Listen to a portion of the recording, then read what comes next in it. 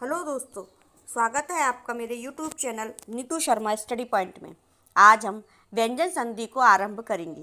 व्यंजन संधि किसे कहते हैं और व्यंजन संधि के क्या नियम होते हैं। अभी तक हमने स्वर संधि पढ़ी और हमने स्वर संधि के 5 भेद उनका अध्ययन किया। जिसने वो नहीं पढ़ा हो वो मेरे चैनल पर जाइए, सब्सक्राइब कीजिए और उस पर आप स्वर संधि को पढ़िए। अब हम व्यंजन संधि पढ़ते हैं। व्यंजन संधि किसे कहते हैं और यह कितने प्रकार इसके किस तरह के नियम होते हैं। देखिए, व्यंजन संधि के नियम क च ट त प। आपको पता होगा कि ये क्या होते हैं। ये होते हैं स्पर्श व्यंजन। स्पर्श व्यंजन के ये 5 वर्ग हैं, क च ट त प, और ये 25 होते हैं। ये मैंने आपको पिछली वीडियो में समझा रखा है। आप मेरे चैनल पर जाइए और वहाँ पर देख करके इसको पढ़िए। अगर नहीं पढ़ाए तो आप पढ़िए।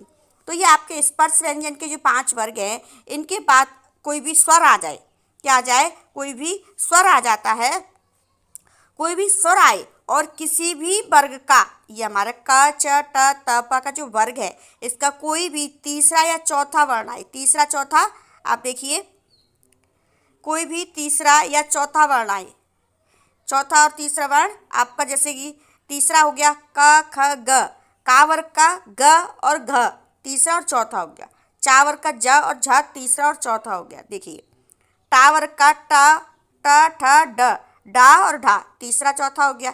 इस तरह से तीसरा और चौथा वर्ग, इन वर्गों का, इनका आपका तीसरा और चौथा वर्ग।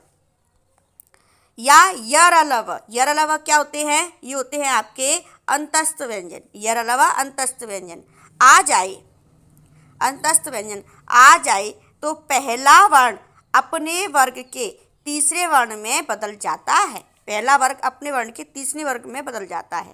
कहने का तात्पर्य है, अगर हम इसको एक फॉर्मूले के रूप में लिखें तो कैसे लिखेंगे। देखिए, फॉर्मूला देखिए इसका।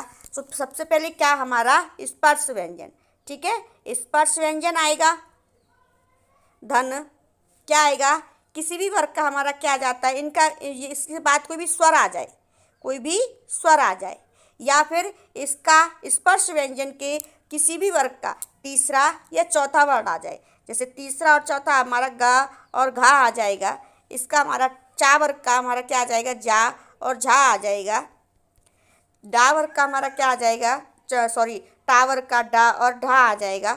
इस तरह से, और प्लस अंतस्थ व्यंजन क्या आएंगे, अंतस्थ व्यंजन, यरलव अंतस्थ व्यंजन आ जाए तो हमारा जो वर्ण है वो किस में परिवर्तित होगा, प्रत्येक वर्ग के उसी वर्ग का